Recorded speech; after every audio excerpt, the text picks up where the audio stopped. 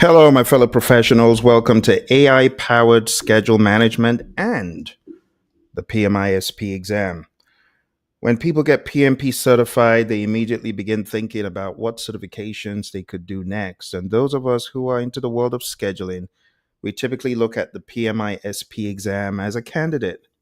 However, not a whole lot of people have taken this exam. It's still one of the lower numbers in the world of the PMI. So today I'll be walking you through the general idea about scheduling, and then we'll be getting into some more content about AI powered scheduling and the PMI-SP exam. But first of all, let's jump into a quick introduction for those of you who have not met me. My name is Phill, and I have been a PMI-SP for the past 15 years, and I got certified as a PMP 5 years before that. And I've been fortunate enough to train lots of organizations in various topics surrounding project management, agile leadership, and so on. And those are a few of the organizations I've been fortunate to train. You see, one of the tracks that is not represented here but is on my opening slide is around the topic of leadership. And I was fortunate to learn with John C. Maxwell the topic of leadership, joined the John Maxwell team back in the day. And I realized when it comes to scheduling, it is one of the most leader oriented knowledge areas. A lot of people may not see it that way, but scheduling is all about having that vision and foresight and translating that vision and foresight into a timeline. Now, made simple, we could say that scheduling is the process of planning, organizing, and assigning specific times or dates for tasks, for events or actions. It involves creating a plan, allocating resources, which of course needs a leadership eye to know who you need, determining the sequence of activities to optimize efficiency and productivity. And the key skill that I find a lot of people lack in scheduling is prioritization, the ability to look at a series of events and to know what should come first, what should come last. What should come first is often different in the world of agile. In the world of predictive, we look at things differently than we do in the world of agile. Because in agile, a lot of our decisions are based on value first, delivering value. Remember the Agile Manifesto principle that says our highest priority is to satisfy the customer through early, that's time management, and continuous, that's time management, early and continuous delivery of valuable product. So you see why scheduling could be looked at as more leadership and also the need to be agile. And I find a lot of people lacking in the prioritization area. So put on your prioritization hat anytime you need to schedule. So in the world of the PMI, let's dive into schedule management. I'm going to try to give you a crash course. This usually takes 4 hours, but I'm going to try to do it in less than 15 minutes.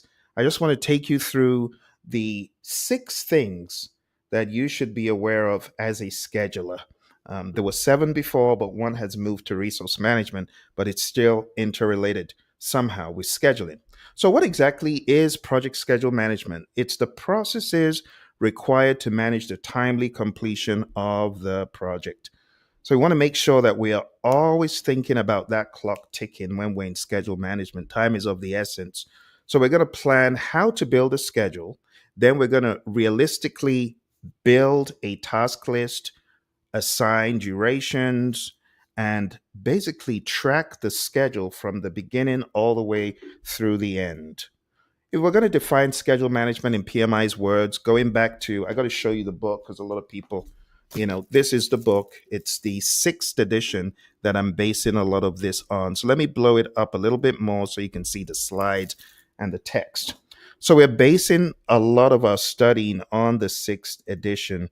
And the 6th edition, it says, schedule management includes processes required to manage the timely completion of the project, and scheduling provides a detailed plan that represents how and when the project will deliver the products, services, and results defined in the project scope, and serves as a tool for communication. You see that leadership thing again, communication.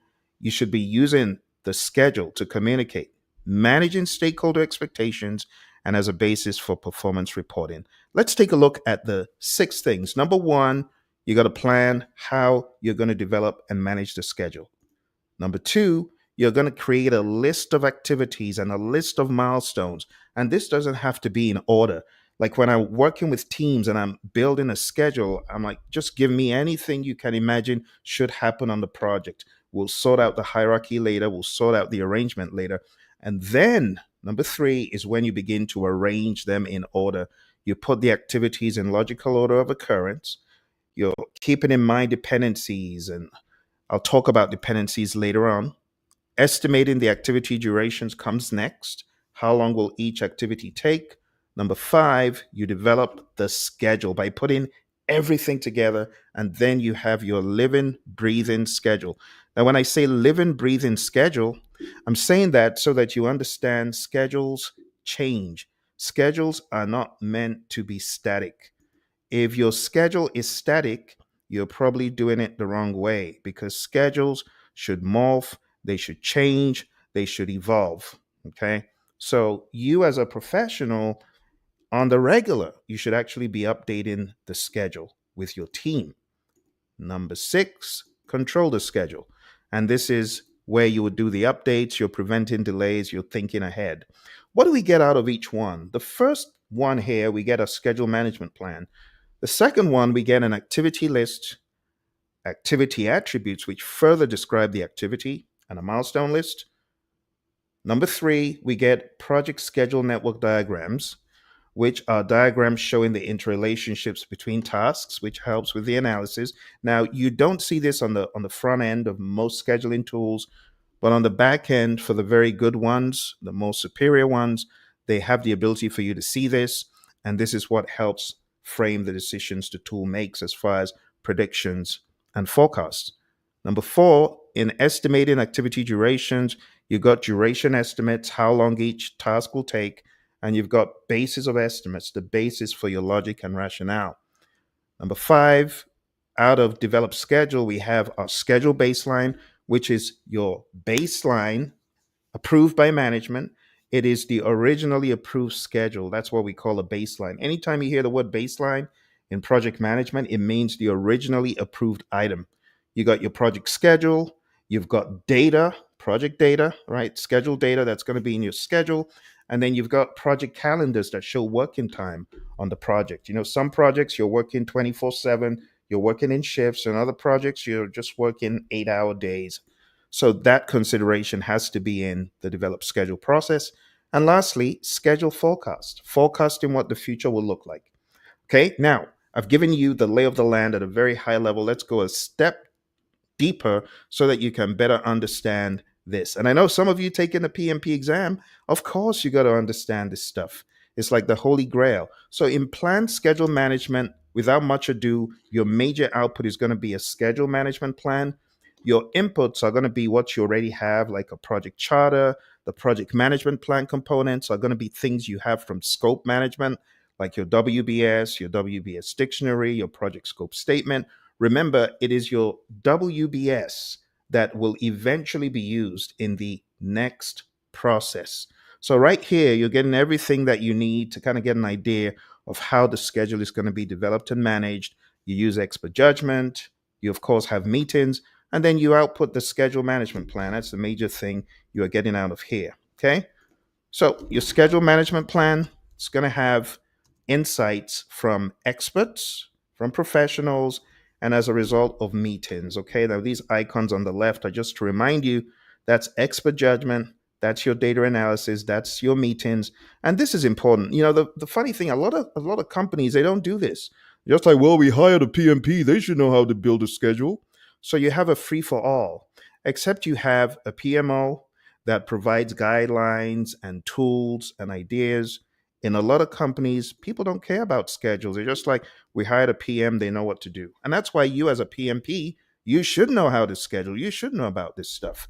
The components in your schedule management plan are going to be ideas about the schedule model development. And when we say model, behind the model is the data. The representation of the data is really what we're referring to as parts of the schedule model because you have the data, you have the visual of the data, and all of that is what we refer to when we say the schedule model development. Release and iteration length for those who are in the world of Agile, level of accuracy, units of measure, organizational procedures links, project schedule model maintenance, all the data that you would imagine in schedule management. These are things that you should be thinking about here. All right. With that said, let's move on to define activities. So, define activities is where we're breaking down the big chunks of work into smaller, more manageable pieces. And we're not just talking about, going to the work package level. Work package level is the beginning, but you are going to take your WBS as you see in this image, and then, like these little men, you're going to be breaking down those work packages into smaller pieces. You're going to be breaking down those work packages into tasks. This is where the tasks could be hours long.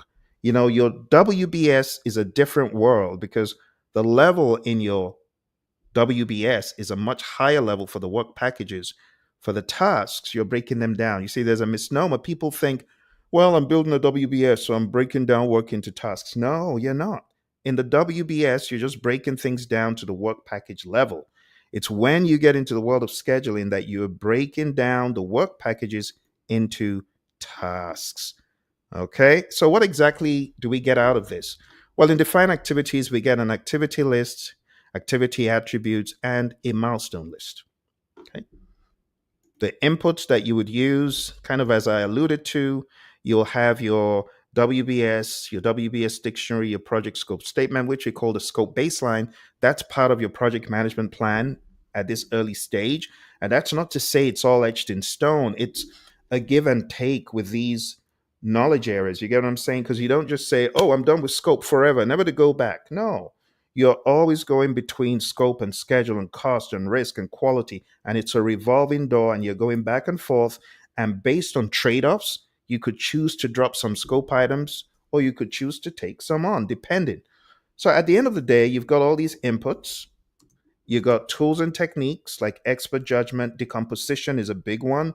Like what these guys are doing here is decomposing. It's still decomposition. Whether you are doing it in creating the WBS or you're doing it in defining the activities, it's still decomposition. So you're going to use decomposition. You're going to use rolling wave planning. You're going to plan in iterations. You're going to plan work in the near term in detail and work in the long term. You're going to plan at a high level. You're going to have parking lots. And this whole process starts off from planning packages in the WBS. So, those of you PMP students, I hope you remember planning packages, work packages, control accounts, huh?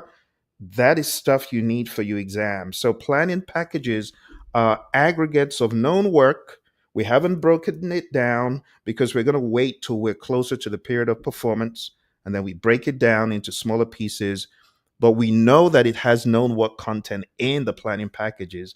We know cost has been allocated to it.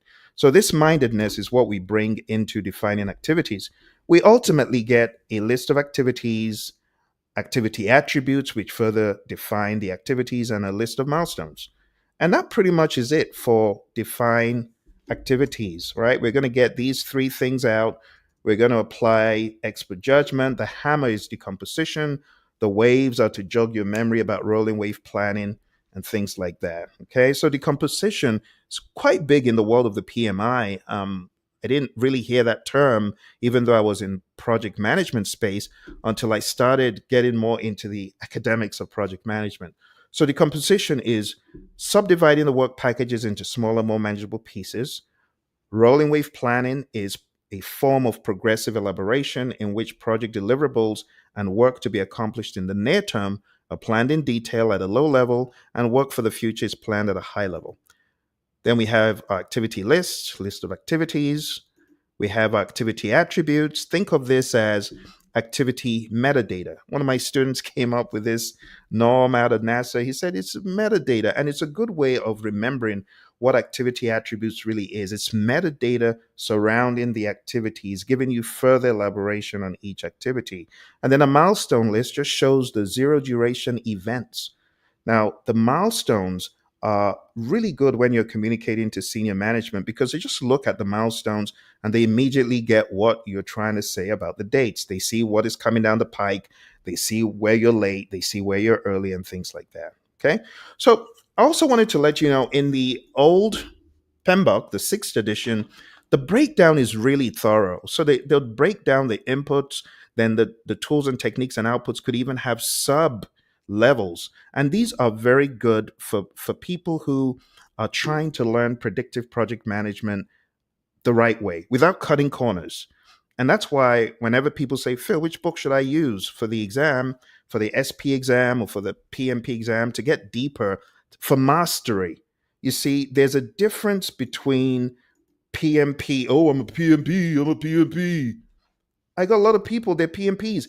They ain't able to even schedule a lick of work to save themselves. No, no. I need you, if you're a PMP, I need you to know what you're supposed to be made of. You're supposed to understand the triple constraint schedule. Build that schedule, my friend. Command the room. You know what I mean? I'm not saying in a draconian way, but you should understand. You should feel confident and comfortable. You know, I see some PMs and they're shaking. I don't know what to do. No, you should study it. Look for my track on pragmatic project management. I think it's out there on Vimeo. It's like a 6 week series or something like that. Learn to do these things.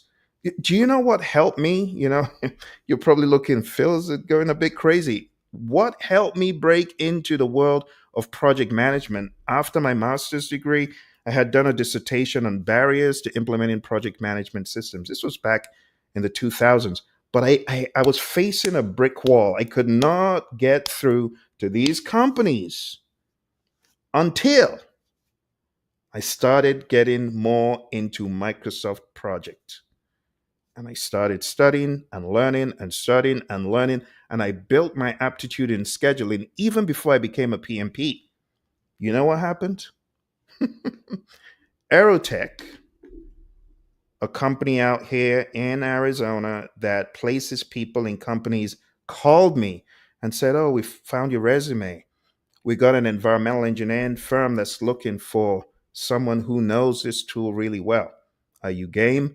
And honestly, that's how I got into that firm. That's how I met my mentor, Mary Hirschner, who introduced me to the world of PMI to get PMP certified. So if I hadn't learned scheduling, I don't know what would have happened. I wouldn't have been in that company and who knows what my fate would have been. So, learning scheduling, not only did it open the door for me, it also helped me see the importance of scheduling. Scheduling is like an engine that runs these predictive projects. That's the whole idea about them being predictive. What good is it saying, oh, we have got a predictive project and your schedule has gone to the dogs? There's nothing predictive about that. So, as a PMP, you got to learn scheduling, my friend. I encourage you. If you haven't learned scheduling and you realize there's a gap, go to microsoftprojecttraining.com. Microsoftprojecttraining.com. Go learn scheduling. That's all I'm going to say about that because, PMPs, we are looked at as, it says in the valley of the blind, a one-eyed man is king. But we don't want to be the one-eyed man. We want to be the person with the 2020 vision. So we gotta know our stuff. We gotta know our stuff. All right, let's move to the next one. Sequence activities. What exactly are we doing in sequence activities? It's the process of identifying and documenting relationships. So I want to put those schedule items in order, and we're going to come out with these schedule network diagrams. Now, it's a bit of an intimidating word, but before I get into the network diagrams, let's talk about some of the holy grail of scheduling. Okay? Part of the holy grail of scheduling is this term, precedence diagramming method. And it's a method for constructing a network diagram. And as you work on your network diagram using PDM, there are four precedence relationships that you got to know. Okay. And these four precedence relationships are as follows: finish to start, which is the most popular of them all. Let's zoom in. Okay. Finish to start means I finish activity A and only then can I start activity B. Start to start relationship means I can start A, but The moment I start A, only then can B start. And you can put some lag time into that. You don't have to start B immediately, but this is a good relationship type if you wanted them to start pretty much simultaneously. But A must start before B can. In finish to finish, A must finish before B can finish. If you're not done with A, there's no way you're going to be done with B.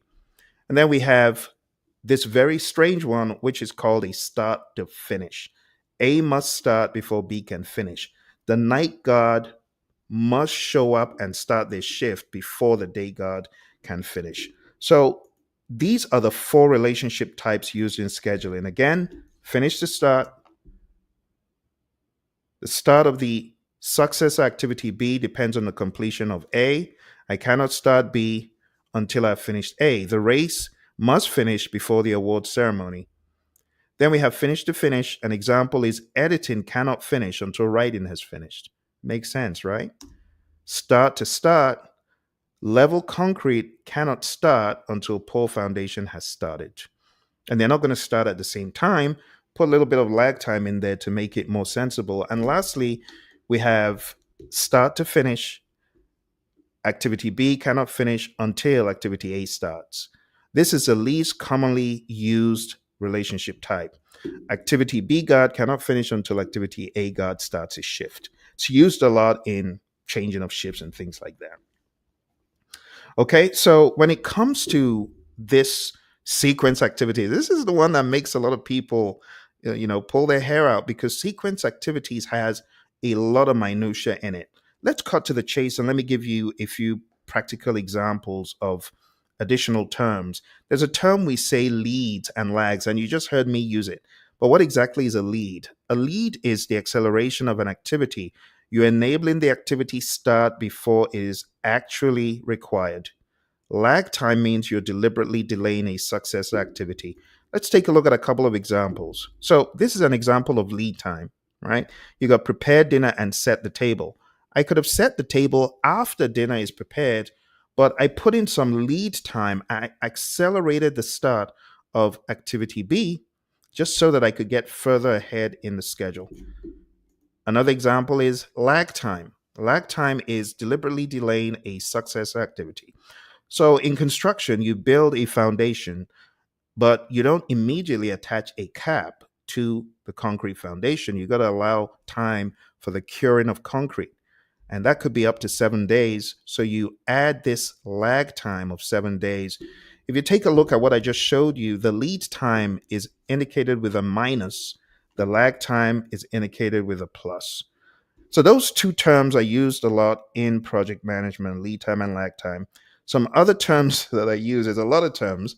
There's another term called mandatory dependencies, discretionary dependencies, external dependencies, and internal dependencies. So let's dive into them very quickly. So mandatory dependencies, an example would be it's impossible to erect the superstructure until the foundation has been built. That's mandatory. That's what we call hard logic. Discretionary dependencies, generally accepted best practices recommend that during construction, the electrical work should start after finishing the plumbing work. This order is not mandatory, so it depends on your choice and your discretion.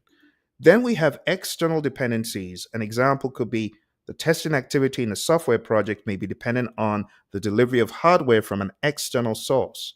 And then we have internal dependencies. If the team cannot test the machine until they assemble it, there's an internal mandatory dependency. So when you think about scheduling, there's a lot of terminology that you need to know: mandatory, discretionary, external, internal. The mandatory we call soft logic or preferential logic or preferred logic. The the discretionary is soft logic, preferred logic, preferential logic. The mandatory is hard logic. So you got to understand this for your PMP exam, those of you who are taking it. Now, beyond that, we also have the concept of network diagrams. So network diagrams look like this. So just show you a task A is related to a task D. And if these are the only two tasks in the project, then we have A and D. But it gets a little bit trickier because you can then go into constructing a very elaborate network diagram with the early start, the late start, the early finish, and the late finish. Thank goodness that's not on the exam anymore. But even though I'm saying thank goodness, it's actually sad that some of the skills and the mindedness is lost because PMI isn't really testing that on the exam explicitly. Back in the day, we would be given something like this on the PMP exam, and it would say, well, this team is driving to the store, and this person is doing this for 2 minutes, this person is doing this for 3 minutes. And then it'll give you the scenario, and you used to have to build it. And honestly, I think it made PMPs be a little bit more solid in their thinking and scheduling. These days, this doesn't come up on the PMP exam as it did before. And I know a lot of people are sighing a sigh of relief, especially those who had to take the exam multiple times. But I don't think it's helping. I think it's actually taken away from what project managers should at least know about this mindedness and this sensitivity to the critical path. I feel that we're losing a lot of it in the generations. Like back in my time when I did PMP in '05, this was the holy grail. You had to know this stuff.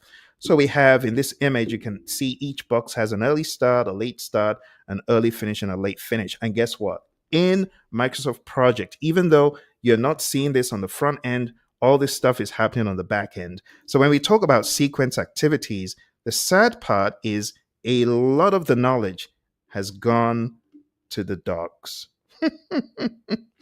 A lot of the knowledge has gone to the dogs. All right. So the inputs are things that we've kind of talked about. The tools and techniques, I've gone through dependency determination, leads and lags, the precedence diagramming method with the four relationship types, and the output that you get that the PMI lists here in the sixth edition is your network diagram. And once you understand how this works, you're very sensitive to the different ideas surrounding critical path because we have something called slack or float. Okay. And we have something called leads and lags, right? But slack or float is not the same as leads and lags. It gets complicated. So when we talk about leads and lags, it's a deliberate insertion or an acceleration, insertion of time or acceleration to move an activity forward. But when we talk about slack or float, this is naturally occurring delay in your schedule. Now, can you fake it? Of course, people could fake it. They could artificially, you know, bump up the slack or the float, but we don't want to do that. That's not ethical. So, as a scheduler, you want to practice ethically, not just dumping in a whole bunch of contingency just for nothing. Right. So there's got to be that trust factor. And that's why in the world of the PMI, we talk about the code of ethics and professional conduct because part of your professional conduct is telling the truth, even in your schedules. That's right. True story. Once upon a time, someone came to me and said, Phill, please, I need you to change my report because I was a program controller of sorts. And I present to management what's happening. And this person didn't want to be under fire and wanted me to change the truth. And I said, I'm sorry, I can't do that. I'm a PMP. I don't want to lose my PMP.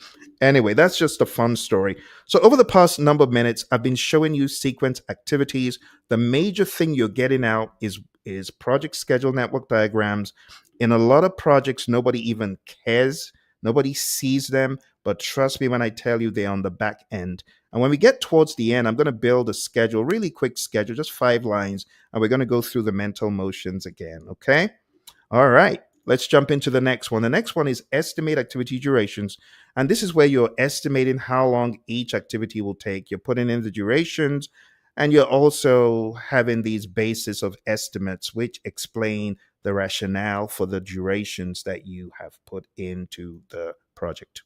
Okay, so we have inputs, tools and techniques as usual, and outputs. The tools and techniques, they kind of get a little bit deep here. So we have analogous estimating, which is estimating using an analogy, like a past project, but it's a very loose way of estimating. It is very inaccurate, highly inaccurate, but it's quick. Quick and dirty is the word. We have parametric estimating, which is using a type of algorithm or a formula to estimate based on past. We have 3 point estimating, which is using the pessimistic, the optimistic, and the most likely. And then we have bottom up estimating, which is going down to granular levels to estimate and then rolling everything up. So I don't want to get lost in the estimating approaches, but they are fascinating. They are interesting. Let's see what we have here.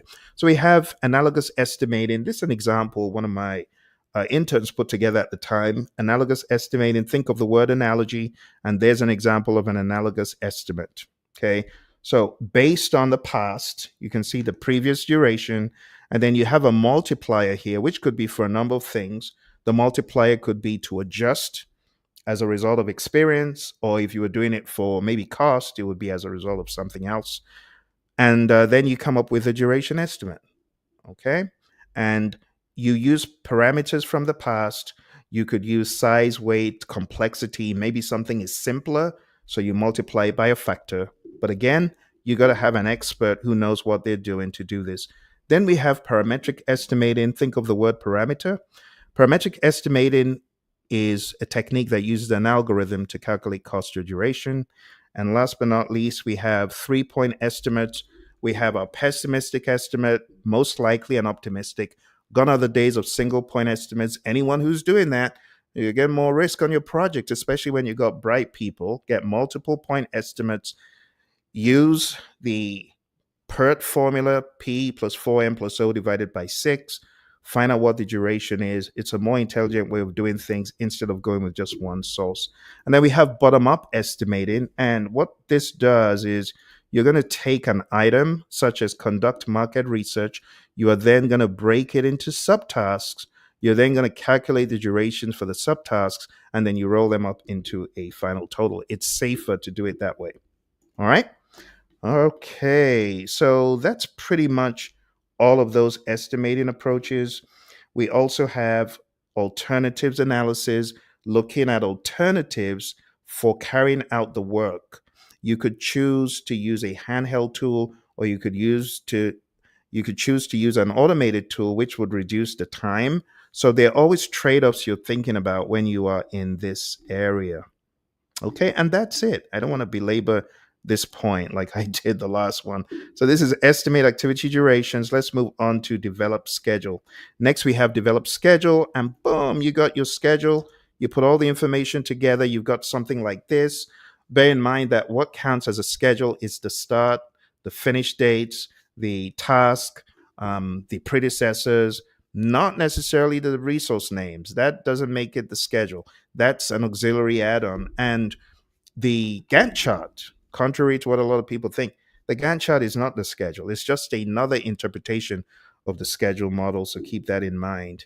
All right. So develop schedule. What exactly are we getting? We're getting our schedule baseline because we want management to come in with a stamp of approval and say, we agree, we approve, or if they don't, you got to go back and modify something until they do. We have the project schedule, which is going to evolve as you keep updating it. We have project calendars, and we have schedule data. So all the data that could be in your schedule, we just refer to that as schedule data. So there's a lot. So I was going to give you a memory jogger as I have for some of the others. I would show you all this imagery as far as the tools and techniques. And we got schedule network analysis for this one, critical path method, resource optimization. And we actually didn't really go into the concept of resource optimization. Probably should if I'm able. And then we've got schedule compression. So these two, that's a very good reminder. Schedule compression. And then we've got agile release planning, which is also talked about in the PMI 6. So let's see which one I haven't talked about. I haven't talked about resource optimization. So under resource optimization, we've got resource leveling, and it's a technique used to keep resource usage uniform. There's actually a button in Microsoft Project that you can use for resource leveling. And resource leveling is just one of the resource optimization approaches. It is the less preferred one because it can alter your critical path. The second one is resource smoothing, and this one does not change your critical path. It will only delay activities within their free and total float. These are good things for you to read. I know a lot of folks go into the test without reading these things, and it's kind of a risk because if you get questions about it, what do you do? All right, here's our next one. Schedule compression. This involves exploring options to reschedule to shorten a project's duration by either adding resources, which is crashing, or running critical path tasks in parallel, fast tracking. So, crashing adds more resources to the tasks. It's effective when applied to the critical path tasks that can be shortened. It will only work for activities where additional resources added will shorten the duration. Okay. All right. And fast tracking. Performing certain tasks at the same time in parallel could result in rework and increased risk, and this method only works in cases where activities can be overlapped. But where it's done expertly, there's nothing wrong in crashing or fast tracking. So if you need to use those, there it is. Okay. Still in this topic of schedule management and develop schedule is the concept known as agile, right?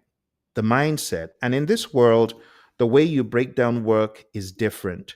You think in higher level buckets of releases. You think of release plans containing different iterations. Those iterations are going to contain features.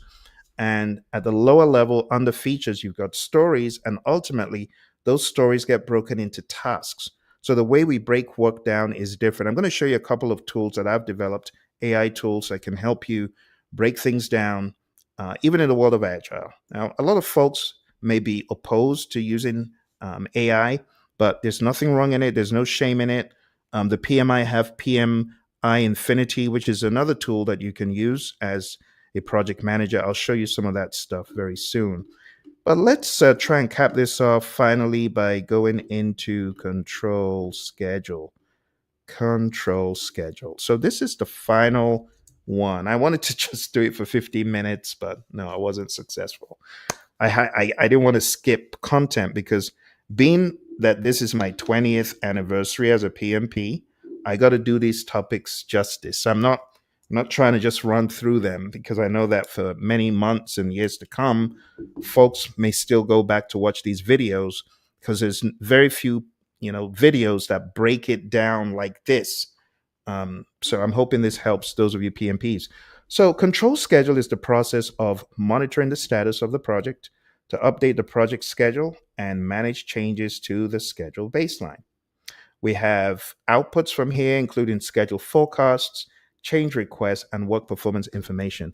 The key thing is you are looking at your schedule to understand where you are in the process, and you are updating the schedule, modifying the schedule if needed, but you're also getting permission if you're hitting the schedule baseline. Okay. So, based on all I said, I expect you should be able to answer a few quick questions. So it's a little scenario. Jen is a project manager on a project. She's been asked to develop the project schedule. This will keep the project team on the right track time-wise. What should she do first? Develop the schedule? Should she plan schedule management? Should she define activities? Should she estimate the durations? So if you were paying attention, you should, boom, just have the answer because the sequence of events should make sense to you. See? So the answer is B. Plan schedule management. That's what she should do first. All right. Before getting the schedule completed, Jen must first plan how to develop the schedule. There's so many team members and she needs everyone to agree. So they create a schedule management plan. All right. What does Jan get as an output from plan schedule management? Is it a schedule management plan, schedule baseline, schedule data, schedule calendar? Okay, if you're paying attention, you should be able to say, this is A, Phill. And the answer is A, schedule management plan. All right, so Jen develops a plan for scheduling. She creates a plan that determines how to do all of this. So you see, your plan determines how do you create a list, how do you arrange the activities in order, how do you assign durations, how do you assemble the information. So you're getting your schedule management plan. What should she do after the schedule management plan? Should she develop the schedule? Should she plan schedule management? Should she define activities? Should she estimate activity durations? You should be able to pick the answer out. Is C, defining the activities. Once you've got your plan, you define activities. Next question. What does Jen get as an output of defining activities? Is it activity list? Is it B, activity list and activity attributes? Is it C, milestone list, activity list, and activity attributes? Is it D, activity list, risk assessments, and milestones? All right, typical exam trickery. A is not wrong, but it's not the best answer. B is not wrong, but it's not the best answer. The best answer is C. Yeah, those three things. All right. So Jen and the team, they've got the activity list, they've got the activity attributes, they've got their milestone list. What does she do after creating the activity list, attributes, and milestone lists? Should she develop the schedule? Should she sequence activity? Should she define activities? Should she estimate activity durations? All right. If you were following, the answer is B, sequence activities. That's what you do next. Okay, so Jen arranges the activities in order. She's got her project schedule network diagram. Moving on here, what does Jen get as an output of sequence activities? I just showed you.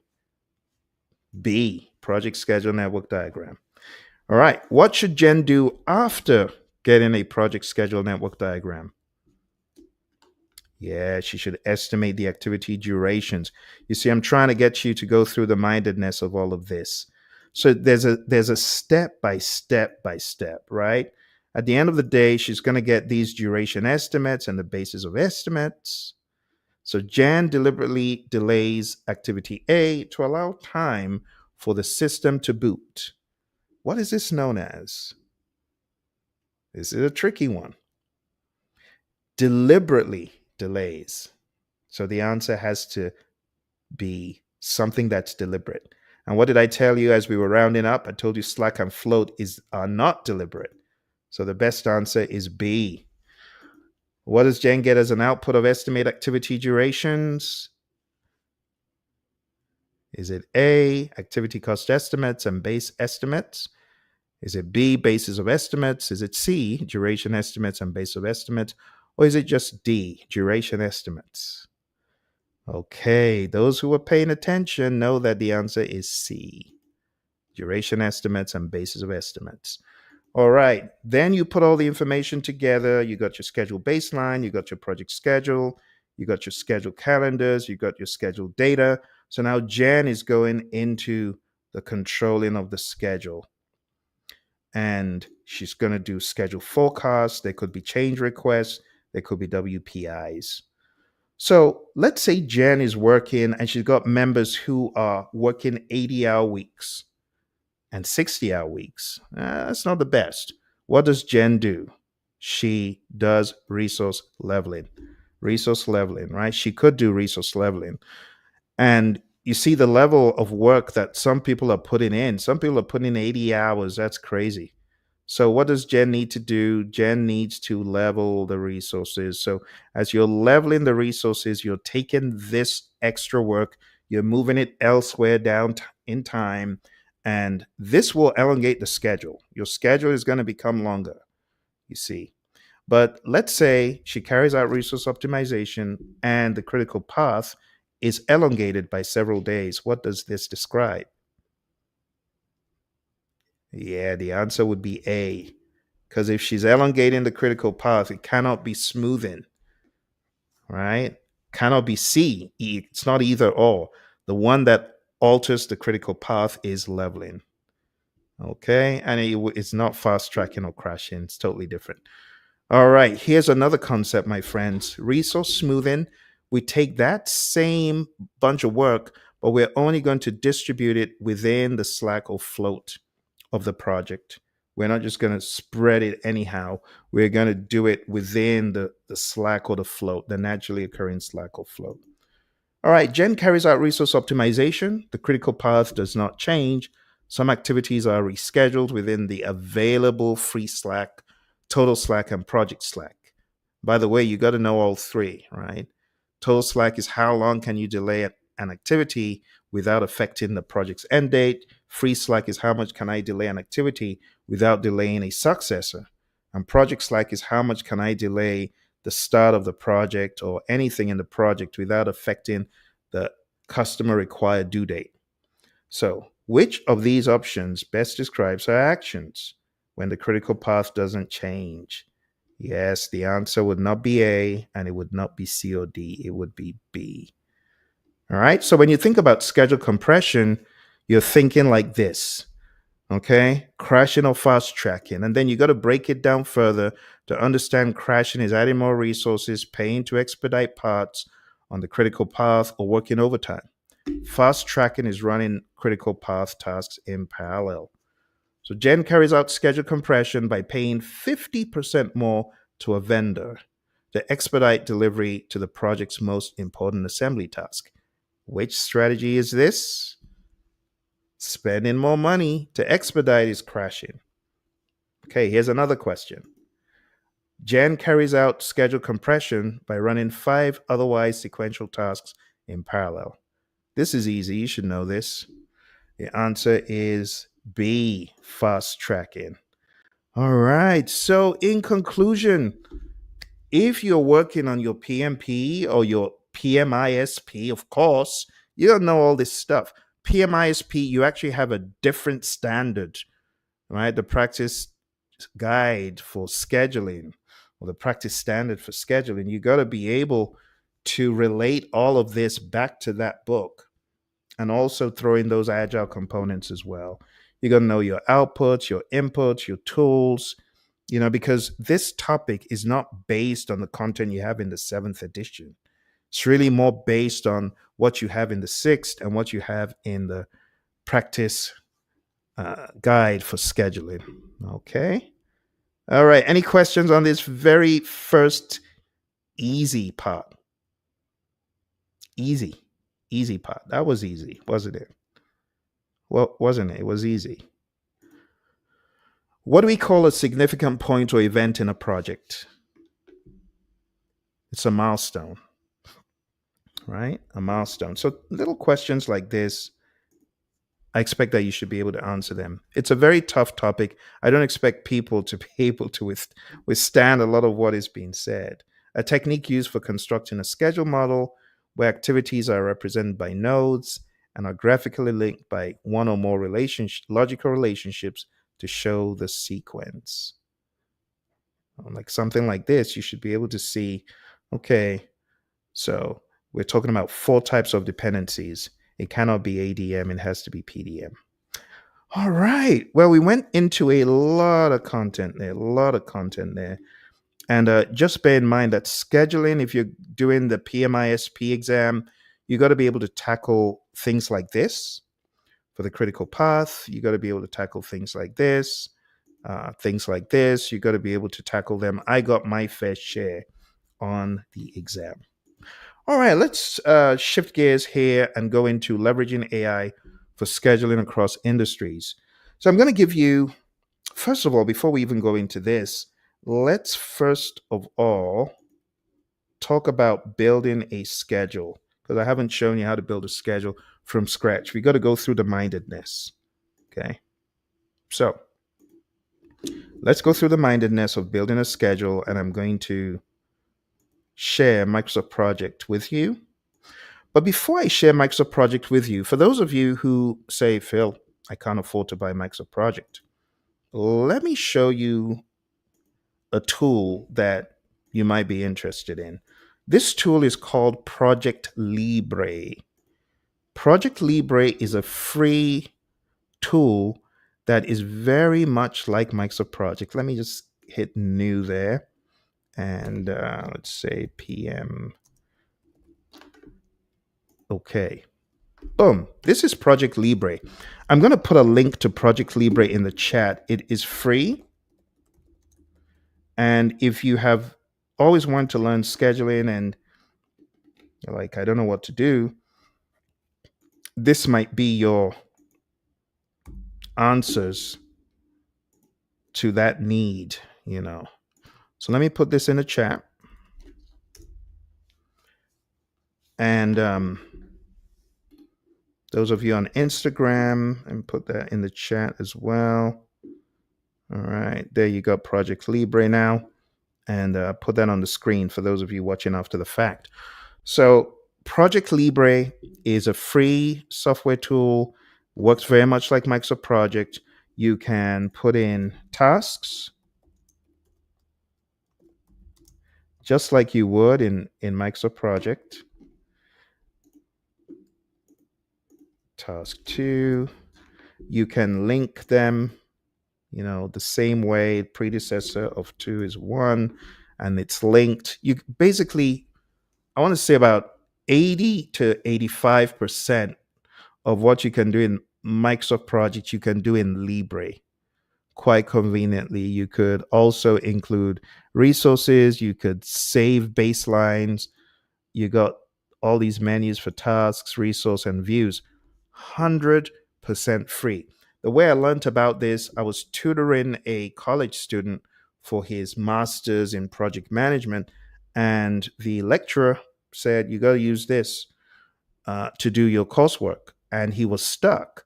And I'd never used Libre before, but being that I knew how to use Microsoft Project, when he approached me and said, "Have you used Libre? It's like Microsoft Project. Can you teach me?" I said, "I never used it before, but let me have a go at it." And I did, and I realized it wasn't that hard. It was very much like Microsoft Project.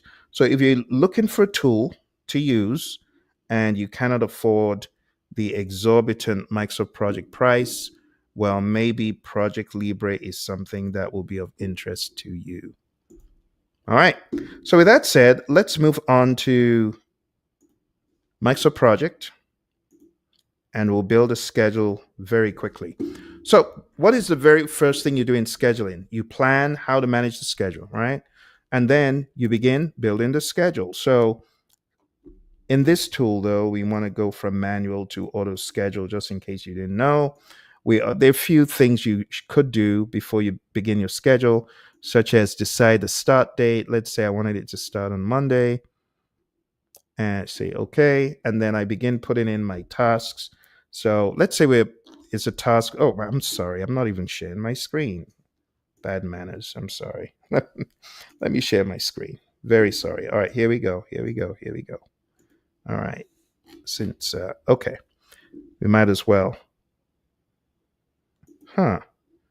Okay. I think I shared it, but it says it cannot share my screen for some reason. I think it's being selfish. Let's try again. Okay. Still not working. Let me try one more thing.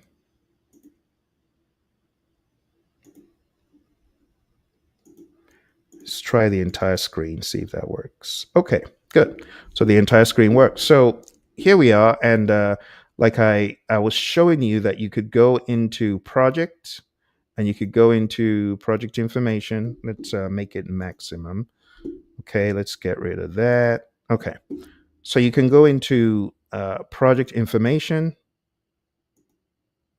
and you can put in the date you're starting the project. And in this case, let's say I wanted it to start on the 24th. I could put that in, and I begin putting in my tasks, because remember, it's plan, schedule management, define activity. So this is define activity. So I could say research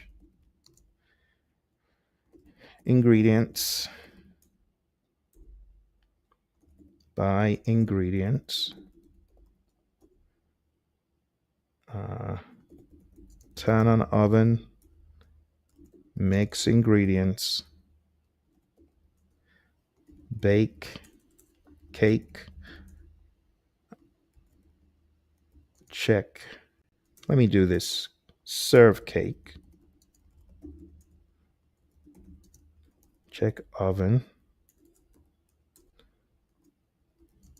wash up. Okay. So imagine we were going to bake a cake. We had friends coming over, we want to have a good time. We put in all of these things we're doing. Now that's define activities, but sequence activities is looking to see if they make logical sense.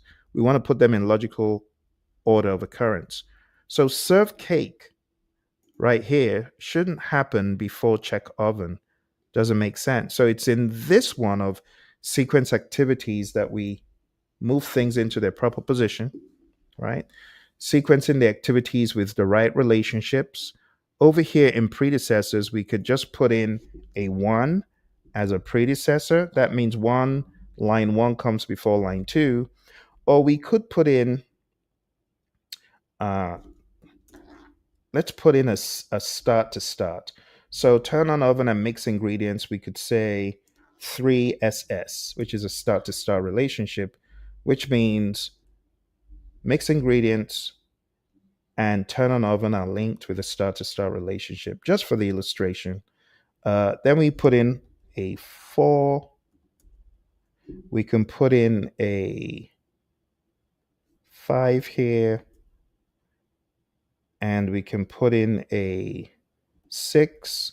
We could put in a 7, FF, for finish to finish, just for the sake of the illustration. You also need to put in duration. So I know this is baking a cake, and it would be like very, very short duration. So you could do like a zero point 0.5 for days. You could put in a 0.25 days and things like that. But for the sake of the illustration, so it appears big in the Gantt chart, I'll just make these days. You know that it hopefully won't take this long for humans to bake a cake. That is far too long. So I'll just put in some random days here, and then we'll just say party complete.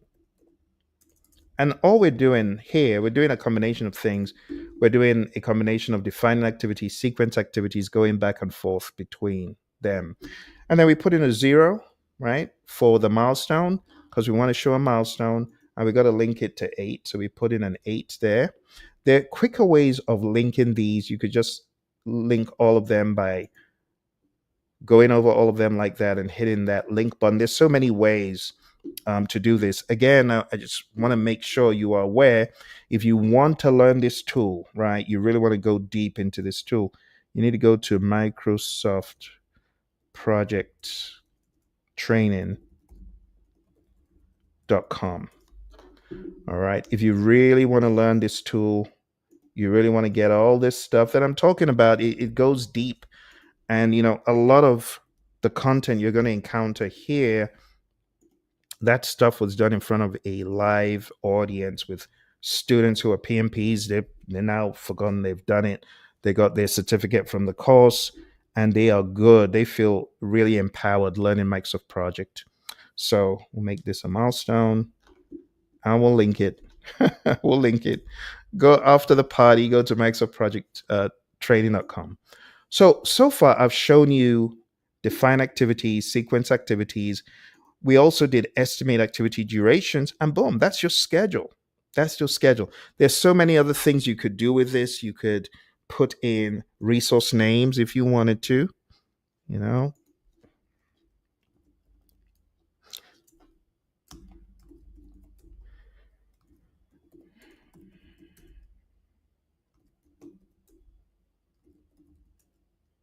Like that. You could do the whole 9 yards of scheduling. And I know for those of you that have not done it before, it might seem a little bit much, but once you begin learning, it all gets, it all comes together. There's a much longer tutorial on this, which I might play at the end, but I don't want to repeat what I've already done in a previous episode. So I might just show you that when we get to the end, if I remember. But this is like scheduling 101. Okay.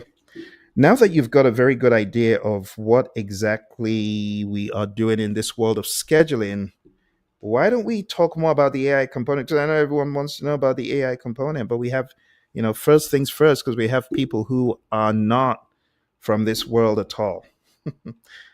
But now we can go into a little bit of the AI talk. Okay. All right. Let's go into the AI talk. Here we go. Okay. So leveraging AI for scheduling across industries. How do you do that? Let me give you some very quick tips. This will go a lot quicker, I'm sure. So, number one, embrace data quality as a prerequisite. AI thrives on data. So you got to ensure your historical project data, task durations, resource availability, past risks. If you have all that stuff down pat, you're going to get a better output from the AI tool. Garbage in, garbage out. Don't think AI is going to solve your garbage issues. If your data isn't good, you'll get nonsense out of AI. Make sure your data is good. Number two, understand that AI is to augment your intelligence, it's not to replace it. Number three, start small, iterate, and scale. I see some people trying to build an entire 1,000 line schedule asking AI to do that. Don't do that. You will get the worst result. In fact, AI will refuse to deliver. What you probably want to do is build by phase. You got to begin, first of all, maybe with a pilot project. Use that as training data to kind of give your AI an understanding of what you're trying to do.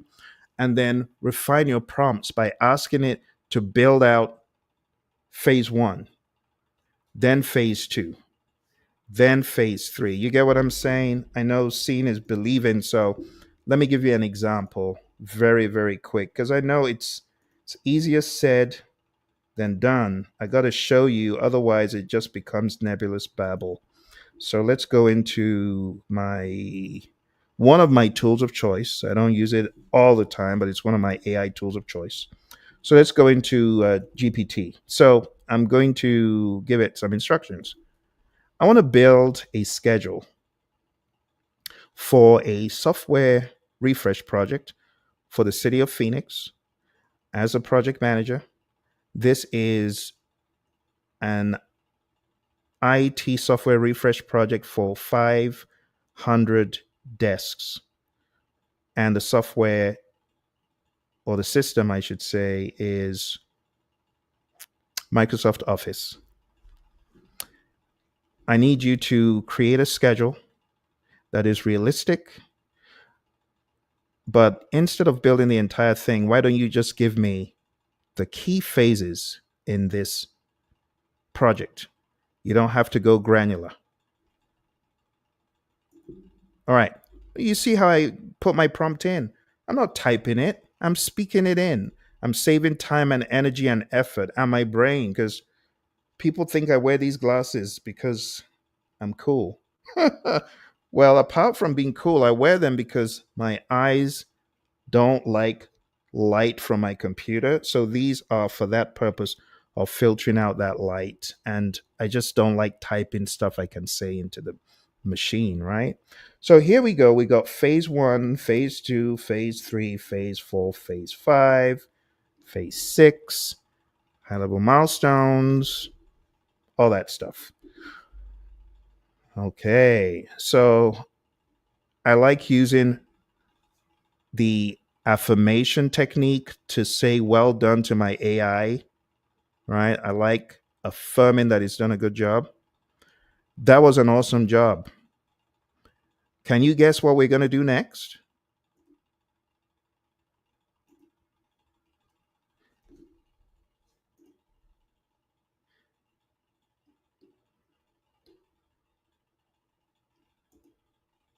So I've trained my AI tool to kind of know where I'm thinking. I like getting it aligned with what I'm thinking, and I found it to make less mistakes and it's preempted me. So it says, based on our approach, because we've developed an approach, I'd anticipate your next step is to dive deeper into one or more phases. Boom. It knows what I'm doing. And I just say, very well done. Very well done. You learn fast. Well done. Let's go ahead and develop a thorough schedule with all the regular features that we have in the past, all the variables, start date, end date, dependencies, all that good stuff. Let's do that for phase one.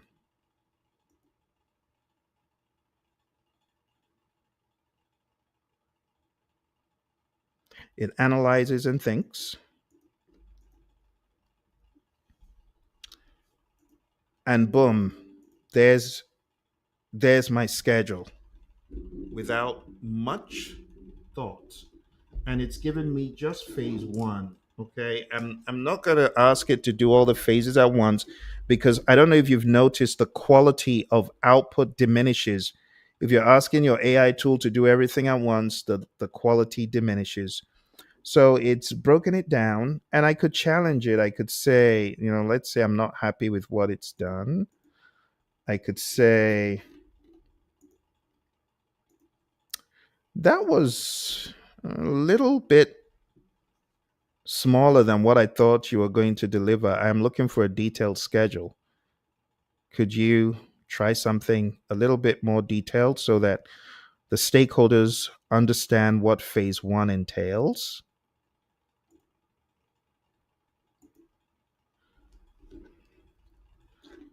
So I go back and forth. This is how scheduling with AI could work. You could go back and forth. Now you see it's giving me more robust output. And again, it has to be quality. So it's not just about volume, but it's about quality. Okay. Now all this stuff that we're doing here, you could you could download it, and then you could just take it into whatever tool you want. But when I was telling you to do multiple iterations of prompts, this is what I was talking about. Okay. Don't try to do everything all at once. All right, let's jump back into slide deck. Okay. All right.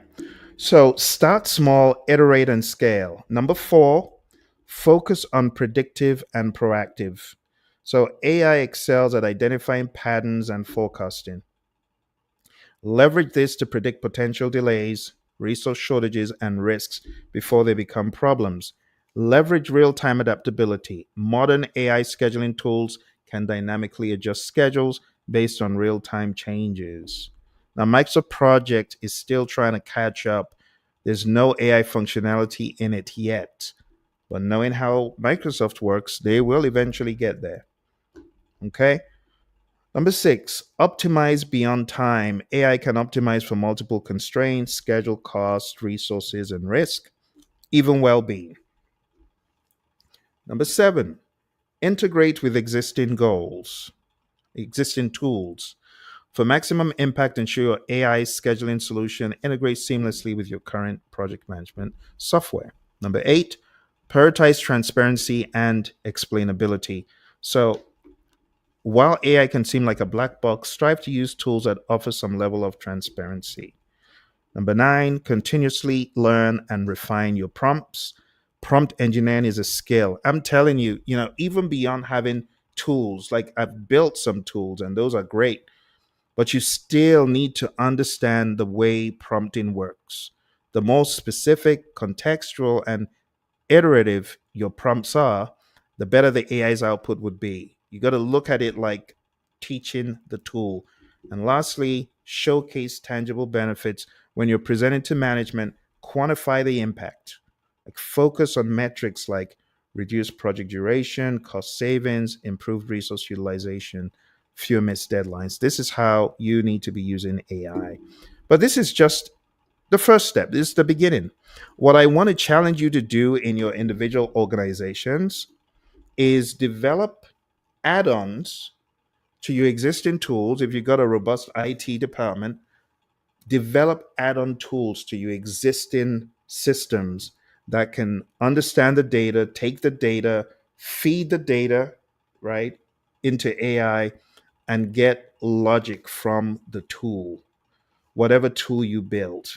You got to build AI in. Now, a lot of people looking for off the shelf tools, and those will come, and some of them already exist. But if you've got a robust IT department and maybe your team or your company is a little bit conservative and they don't want to put their data out there, maybe you can be a champion for AI, having your own AI, right? Having it behind your firewall. Why not? And if you don't introduce these concepts, trust me, they are not going to come to the firm. You may have to be the champion. Okay, before we leave this concept of AI, I'll show you a couple of tools real quick before we get into the world of PMI-SP exam. So let us jump into, I'll show you a couple of tools that I built.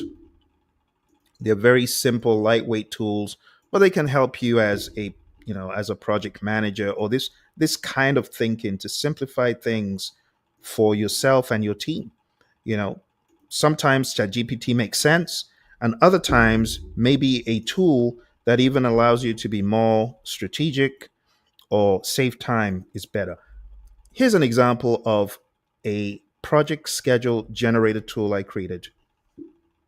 And the way it works is you put in the project topic or the description. So, what I gave GPT a few moments ago, that project, I could go back, I could get that information, and then I could put it in here. So I could say an IT software refresh project for City of Phoenix for 500 people. And the start date, I could just put in a start date of somewhere in the future. And all I need do is hit generate project schedule. Just a touch of a button, generate the schedule, and in the blink of an eye, the tool has generated a schedule that could be a good beginning. It's not going to be the final thing, but it's going to be the beginning of whatever you take and build in Microsoft Project. So I could take all of this stuff, I could copy it, I could take it into whatever tool of choice, and I could build out my schedule that way. Now, if I just wanted to share the idea, socialize the idea with management, I could just show milestones. Management don't want to see all that thousands of lines. So milestones, being able to filter for milestones using a lightweight tool like this is very helpful. Okay? Or you can show everything. All right. So let's take this. Another example of a tool that you could use to help you with insights as a professional is an agile backlog generator. So I know there's a lot of sensitivity about this in the agile space. People are like, use your brain, you lazy lump. But I don't care. Like Einstein said, why should I fill my head with things that I can get from a book? So this could be the beginnings of me getting my epic breakdowns, my feature breakdowns, my stories, and my tasks. I'm not saying this is final. It's a head start. Okay. And once you get a head start, you come in with a team, right? You bring this in with a team. You really explore if these epics make sense. And as opposed to wasting time generating a first draft of ideas, a tool like this could help you. Even Miro now has AI, and I demoed it last time when I created a mind map in Miro for a project and I showed you the risk concerns. So if you haven't watched that video, look for my video from a few days ago where I show you how to create a mind map in Miro using AI. All you're doing is putting in a simple prompt, telling it about the project. Now take a look at this. This is a very detailed backlog. It will take humans a long time to do this. And I'm not saying it has to be the end, but all the parameters that are typical on an IT refresh project, is put them in there. It's like having a checklist of, hey, did you forget this? You forget that. So these are tools that I have created to help break down projects and illustrate what you could do as a project manager. Okay. So, with that said, we've talked a little bit about AI in general. I've shown you a couple of tools I've built. Now, I'm going to show you some power prompts. These power prompts will have management not in agreement. So, I'm going to show you 10 power prompts that you can use for scheduling as a professional. All right, let's jump into it. So, and I'll just demo maybe one or two of the prompts. Prompt number one for project kickoff and initial planning. You could give a prompt to AI by telling it who it is. So you could say, as a seasoned project manager, you've been tasked with developing the optimal project schedule for our new, insert the project name, initiative. Given the following key phases, you could list out the phases and assuming a team, put in the number, identify potential bottlenecks, and suggest 3 scenarios for accelerating the timeline by 10%, highlighting the trade offs for each. That is just one power prompt. And I'm going to keep this on the screen for a bit. For those of you who want to just screen grab it, you can actually just take it, feed it into AI, and you can get AI to break it down for you because I'm not going to type everything in a chat. But if I keep it on the screen, this gives you some ideas that you can take back to AI and create your own prompts from my prompt, right?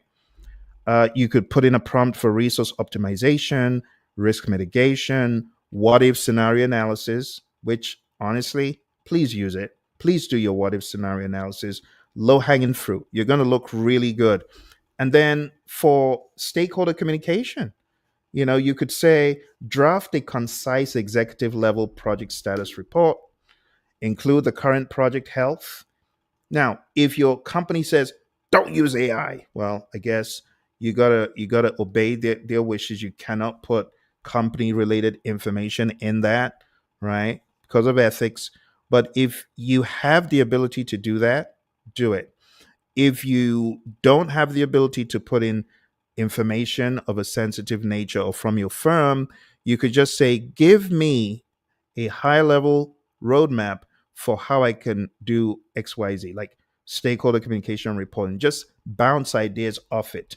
Don't put your company data in, but use it to bounce ideas off. So I'm going to do one with you. I'm going to show you an example of this one. Number one, okay. So what we're going to do is jump into Chat GPT.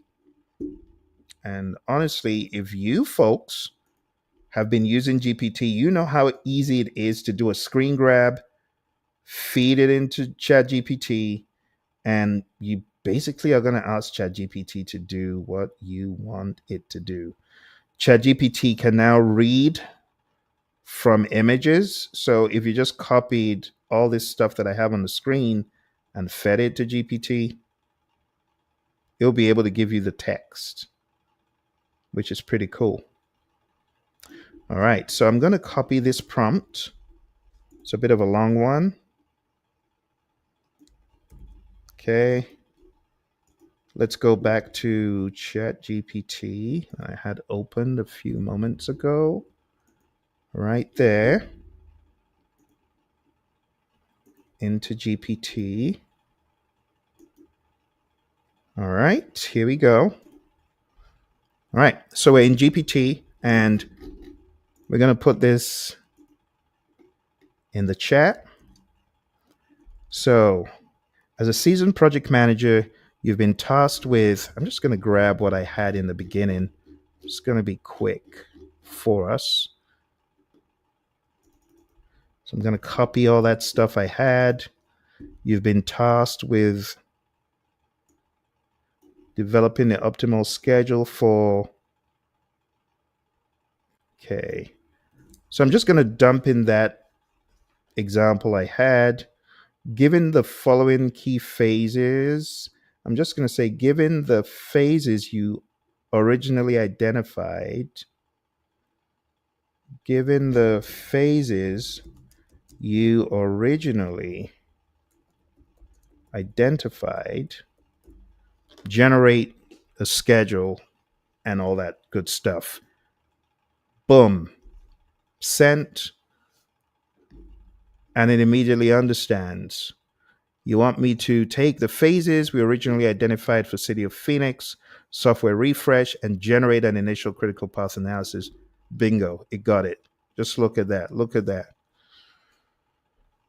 And then it's giving you ideas regarding the critical path and how you could possibly make things better on the project. Scenarios to accelerate by 10%. Okay, now I don't want to go crazily deep into this. I want you to understand the logic. The logic is AI is your partner. Stop doing things alone. Stop doing things the hard way. There ain't no shame in the game of AI. Start using AI ethically, right? If you haven't been using it, but it can definitely help you get so much further ahead. And those are the 10 things that I really wanted you to focus on, the 10 prompts, power prompts. So go back to the recording, do a screen grab, go over them again and again, and let them make sense to you. So I've shown you a couple of tools. This is a very interesting guide. It's from the federal government. It's called the Schedule Assessment Guide. And this is it right here. So I'm going to be sharing, I'm going to be putting this in the chat for you. Schedule Assessment Guide. For those of you who really want to go deep in scheduling, this is free. All right. It's from the US government. You're a taxpayer. You're free to use it. And I guess you should be, right? So why not use it? Don't look a gift horse in the mouth. This is a really good guide because, like the other assessment guides from the US government, this goes deep into the art of scheduling. Let me show you the table of contents. So we've got 10 best practices in scheduling. We've got the integrated master schedule, critical path, planning, scheduling, and the scheduler. A lot of fascinating topics. The IMS, the integrated master schedule. IMS is a consolidation tool, the WBS, stuff that isn't even in any of the books that you may have read for PMP. Okay, so this goes pretty hard into the world of scheduling. All right, and speaking of going pretty hard into the world of scheduling, we're going to round up with this. Okay, so if you're looking to get to the next level, maybe you're already a scheduler, maybe you're into Microsoft Project or Primavera, the big dogs of scheduling, and you are thinking of taking the exam, I want to encourage you to go do it. Take the exam. I took it. I honestly didn't study for this exam because I had been scheduling professionally for some years. I had been working on huge schedules, up to 20,000 lines of schedule. So I wasn't really intimidated by the exam. And my mentor, Mary Hirschner, at the time, she was encouraging me to go more into the world of scheduling. So I just took the bull by the horns, jumped in, scheduled my exam one day, showed up, and passed the exam. I will say, though, that the PMI-SP was the only PMI exam that I was counted out of. You see the numbers 10, 9, 8, 7, 6. That was in the days of Prometric. I don't know if Pearson is like that. But my exam, I was counted out because there was one pesky little network diagram question that I was wrestling with, and I wasted time on it. So if you're taking this exam, you got to move swiftly. You got to move very swiftly. Let's take a look at what is required. So if you have the advanced knowledge and experience developing, managing, and maintaining project schedules, and you'd like to showcase your skills, then PMI-SP is an excellent choice for you. Gain and maintain your PMI-SP. The certification exam has 170 multiple choice questions, and you have 3.5 hours to complete it. To maintain your PMI-SP, you got to earn 30 PDUs every 3 years. My renewal is coming up. It's been, like I said, 15 years. Yeah. So I've gone through 5 cycles now. The prerequisites for this exam: secondary school diploma with 40 months of scheduling experience within the last 5 years, 40 hours of project scheduling education. And, like when you come onto microsoftprojecttraining.com, that counts for some of your education. So highly encourage you, jump on that if you need to learn scheduling. Or maybe you are already a scheduler and you just need the education. That also counts. So 4-year degree, if you got a 4-year degree, then you need 24 months, 2 years of scheduling experience within the last 5 years, and 30 hours of project scheduling education. Exam fees aren't cheap, $670 if you are a non-member. If you are a member, $520. So it is expensive. It's one of those exams you don't want to take if you're not ready. Please don't take this if you're not ready. So as usual, we have the PMI-SP content outline that has all of the exam domains and tasks. This is what your exam is going to be based on. Number 1, schedule strategy, 14%. Number 2, schedule planning and development, 31%. Number three, schedule monitoring and controlling 35%. Number four, which is not obvious from anything that we've looked at, is schedule closeout. That's 6%. Then you have stakeholder communications management, 14%. So, what exactly do all of these domains include? Don't worry, I've got you covered. I'm going to break this down for you. And by the time I'm done, you'll have a better idea of what is required for the PMI-SP exam. Now, if you are looking at taking a PMI-SP exam, you also got to be able to think, like a PM who understands all the other moving parts in project management.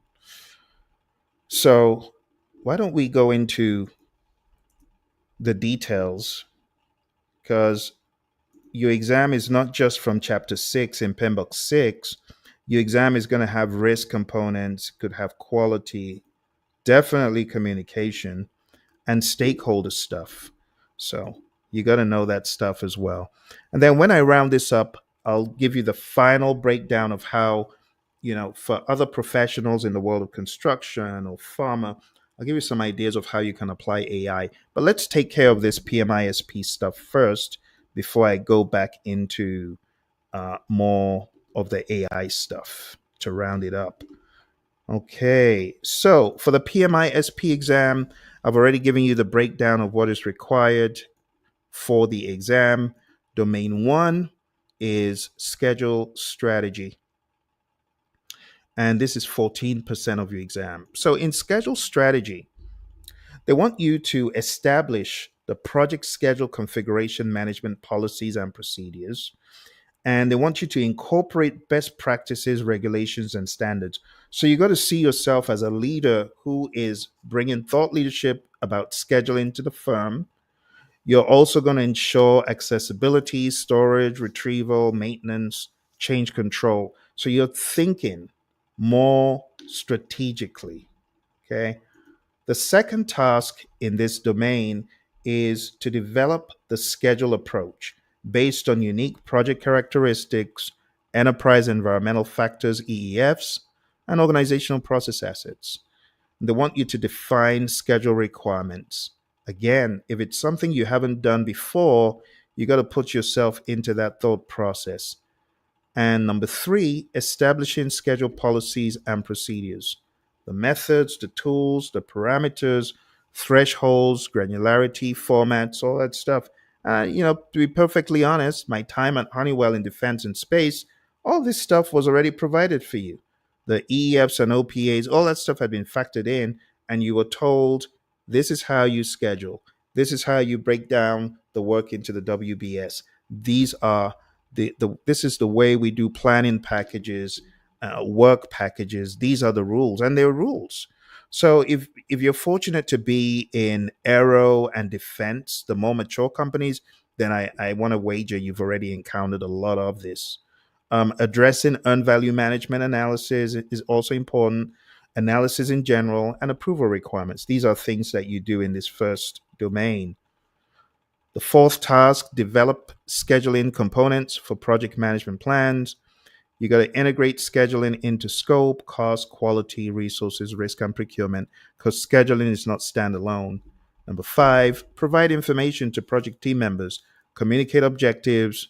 The scheduler role needs to be defined. I played that role in previous organizations and facilitate effective participation.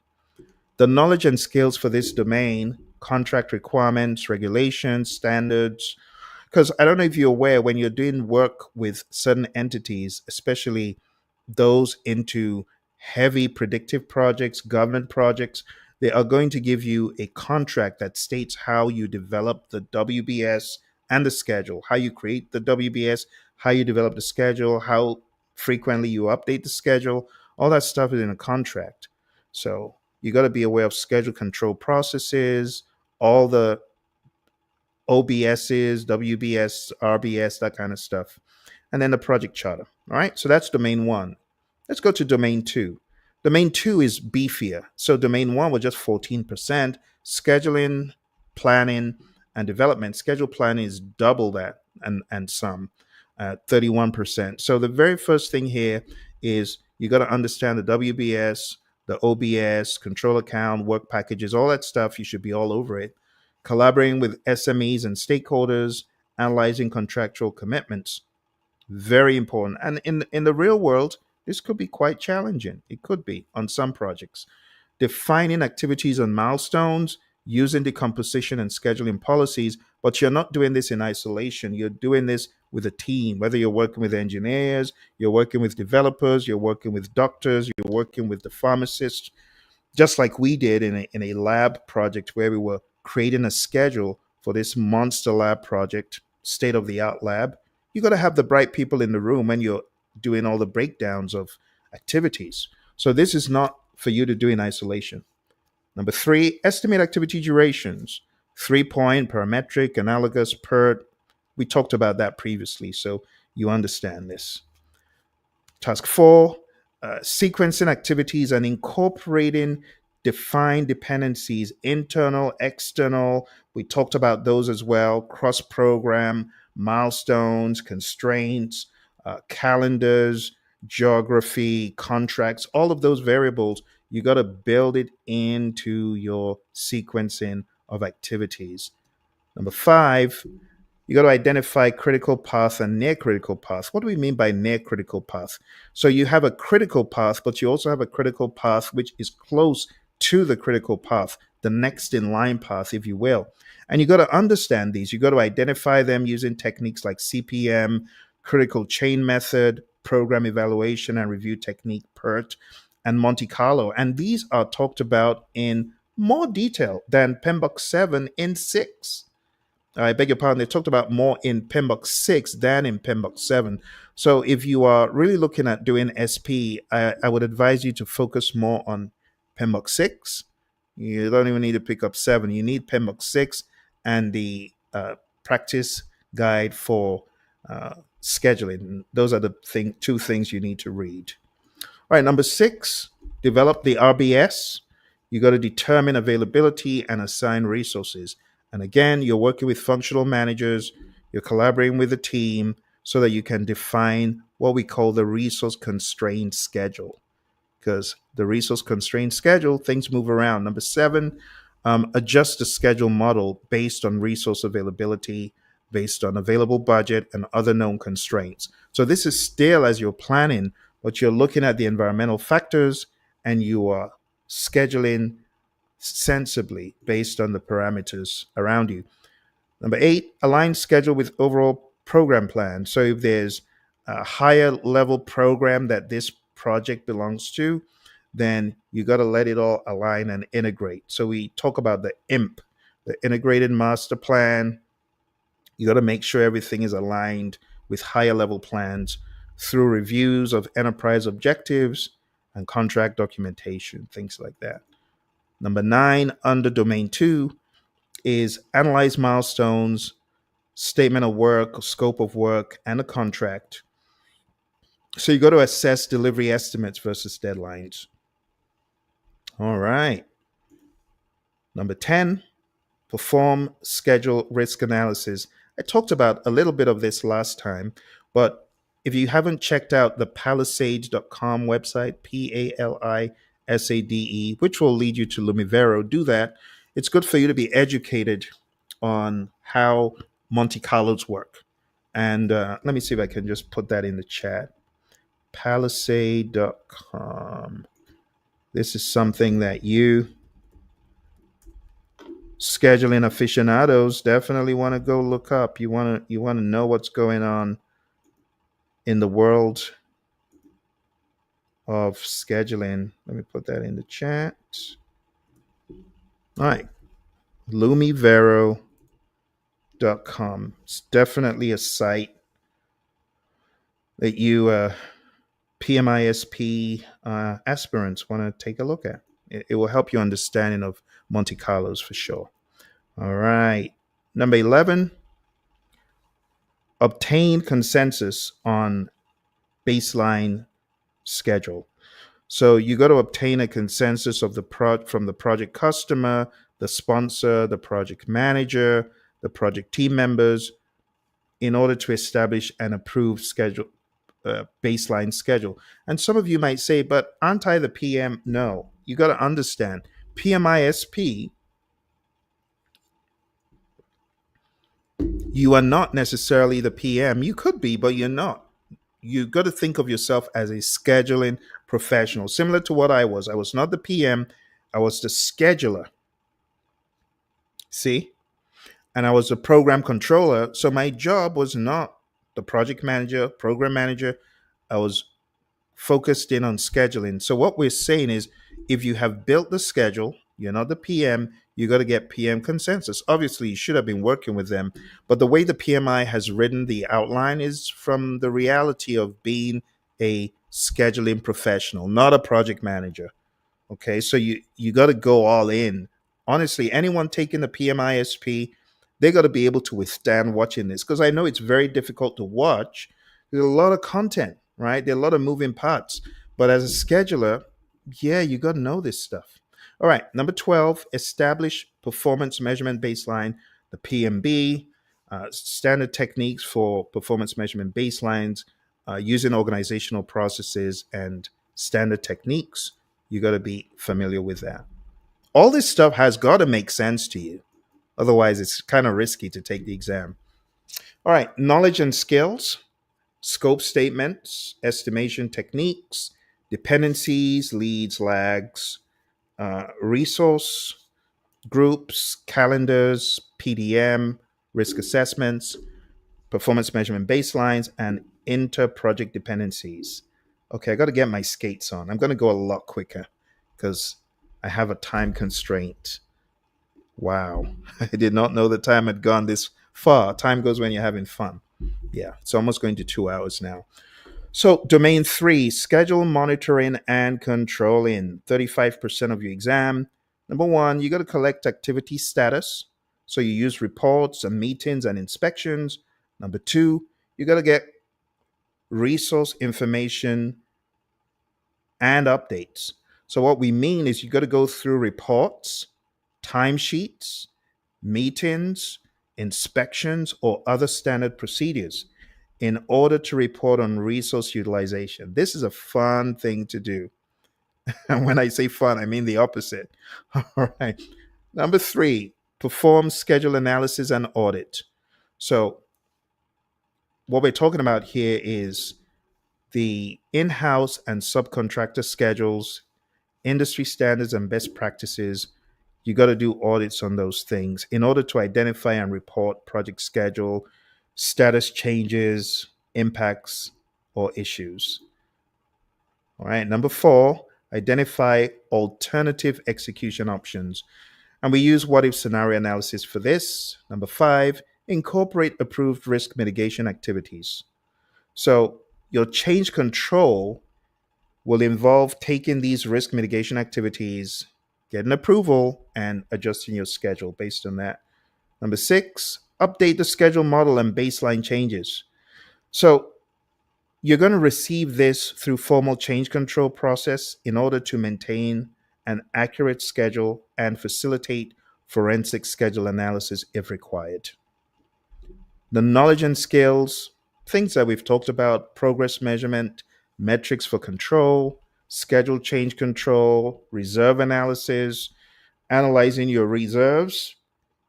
You got to look at your management reserves, you got to look at contingency reserves.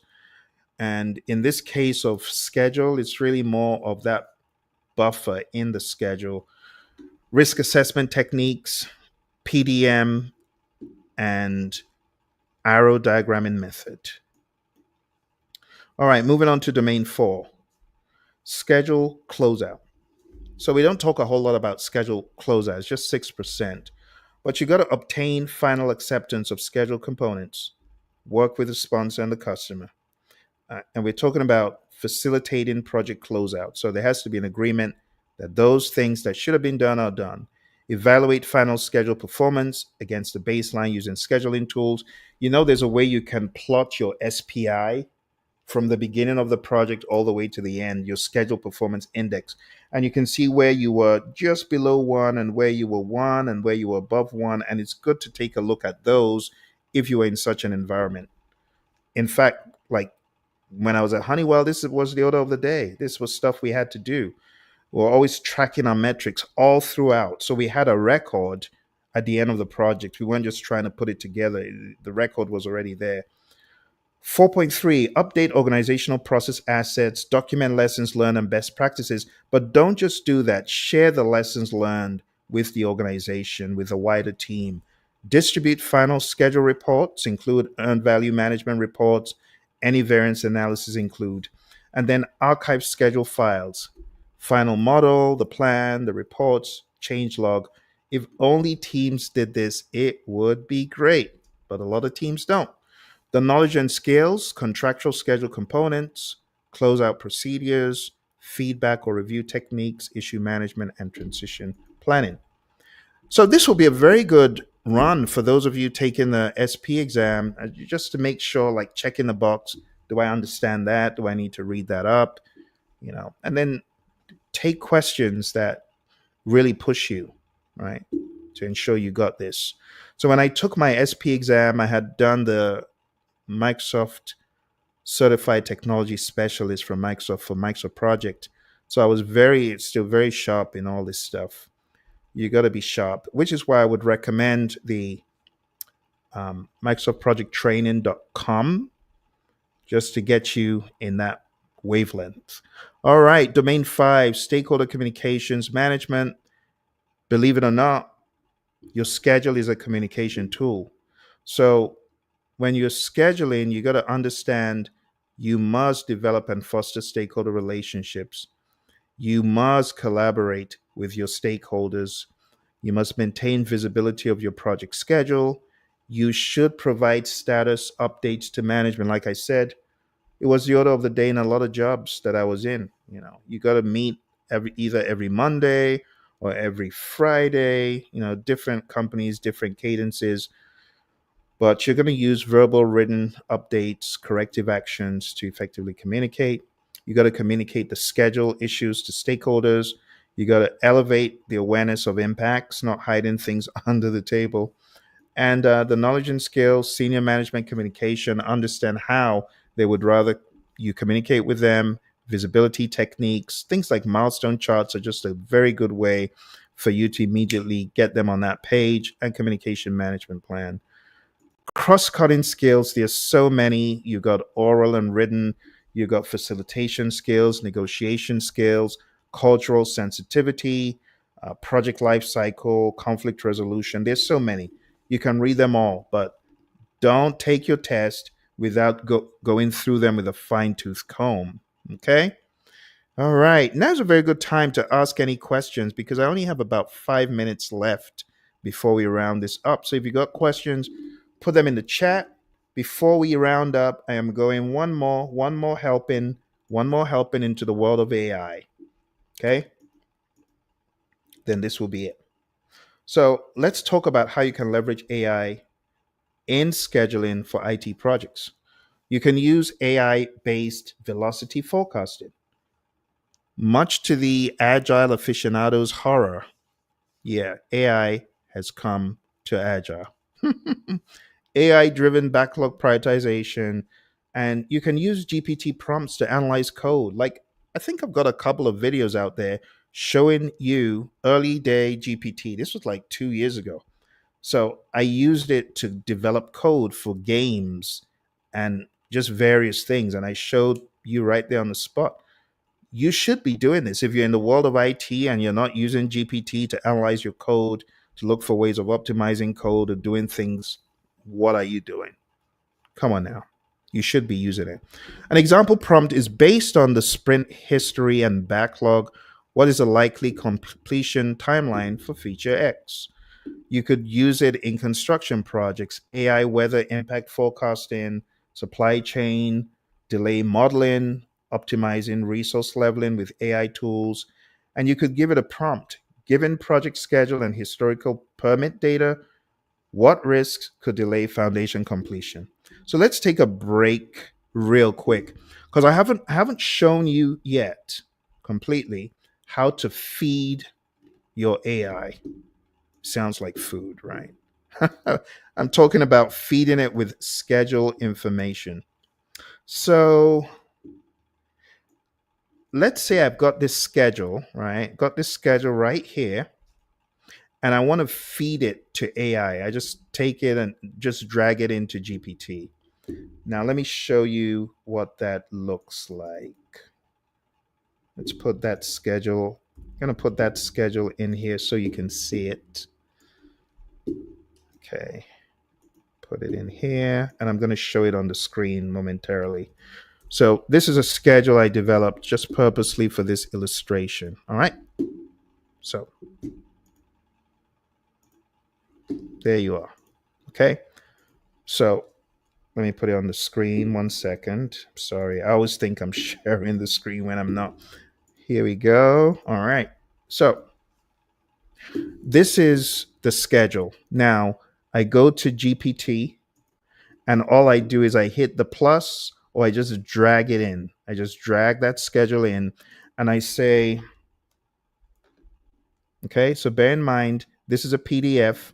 I've dragged it in here. That's it. And I say, analyze my current project schedule for optimization. It is so smart that it doesn't even need it to be in Excel. It's read it in PDF format, and it's telling me the schedule is longer than needed. Several tasks can be parallelized or compressed. See all that good information there?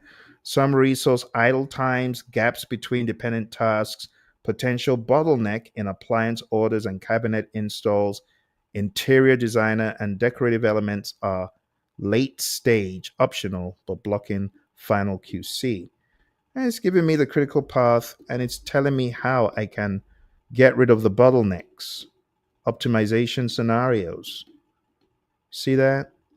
And going back to the schedule, it was a PDF. How many lines? Just 50 lines. You could feed it with much longer schedules, could be in PDF, doesn't even have to be MPP, doesn't have to be XLS. Just good old PDF, boom. And it gives you, it's basically coaching you. See, this is coaching you on what to do. All right, let's go back to where we were. Just got a little bit left, my friends. It's been longer than I thought it would be because the risk, the RMP exam, when I talked about that one, that took 2 hours. I didn't think this would take 2 hours, but it has. It has. There's a lot to discuss. Okay. Let me bring up the PowerPoint. All right. So we've talked about construction, and I just gave you an example how you can feed your schedule in. Medical projects, a prompt could be, what regulatory schedule risks might affect this phase 3 trial based on past oncology studies? Logistics and supply chain projects, you could use it for various things. I'm not going to read the slide to you. You can read it. But an example prompt is, given this logistics plan, what are key schedule risks? You got to feed it your schedule and just behold the brilliance of AI. In fact, we're so spoiled these days. These were things you would have sleepless nights over back in the day.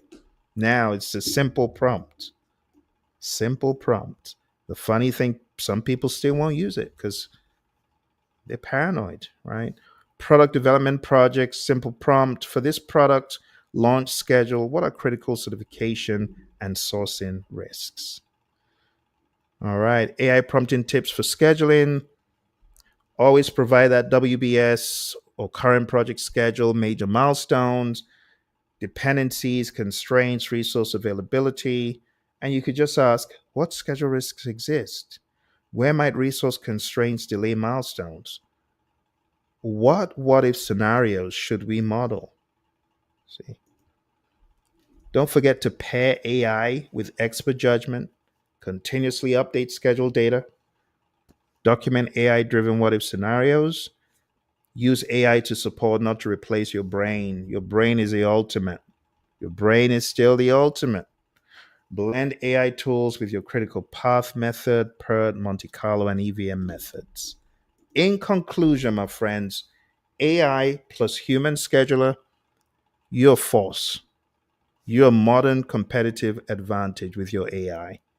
Accelerated risk identification, better what if scenario analysis. I cannot tell you how much I respect the AI for this. The what if analysis is bananas, is crazy. It comes up with so many identified risks, beyond what you would have even thought. I did a little experiment with one of my buddies, Ed, earlier, and he said, "Yeah, that sounds about right on this project." You see, AI is smart. It's smart. So take advantage of it. Stronger stakeholder communication. When you ask it to do a sentiment analysis on your emails, I tell you, there's a lot of value. And lastly, apply AI pilots to your schedules. All right, my friends, for those of you who survived it, bravo. For those of you who survived this 2 hours, you must be an SP or your SP material. So thank you for joining. Let's see our Instagram friends. We had some folks come through. Hey, could you check MT? Not sure what that means. Oh, okay, it's been a while since you sent a message. Let me know the best way to reach you, if not the DM. Put your comment right here, my friend. So, Illuminati, or hit me up on LinkedIn. Come on LinkedIn, drop me a message on LinkedIn. Any of my posts, just tag me on LinkedIn or send me a LinkedIn message, right? And thank you. And the real Bolu, I'm just going to shorten it. Thank you very much. And, when I'm doing these presentations, I'm sorry, I get into tunnel vision and I'm looking into the content to deliver it. So I wasn't ignoring your message. I just hadn't seen it. I'm just seeing it now. So let me put this: hit me on LinkedIn. I didn't forget you. I didn't forget you, Instagram people. All of you who came through, thank you very much. Apologize for the delay in getting back to you. Okay. LinkedIn friends. I'm not sure if anyone had something on LinkedIn. I guess I got to go check because sometimes StreamYard doesn't do a good job of communicating what went down on LinkedIn. So let's see. I don't see anything. Okay. Seems like we're good. All right. Well, thank you very much, my friends. Whatever you're working on, I wish you all the very best. Again, this is just celebrating 20 years as being a PMP, 15 years being a PMI-SP. I would love to see more people taking schedule management seriously.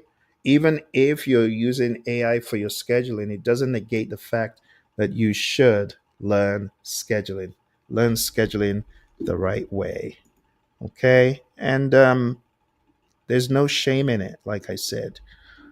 Use AI, but don't forget, you are the ultimate at the end of the day. You are the brain, the human in the loop, the brain behind the tool. Okay? Thank you very much. I wish you all the very best. If you got questions after the fact, put them in the comments and I'll do my best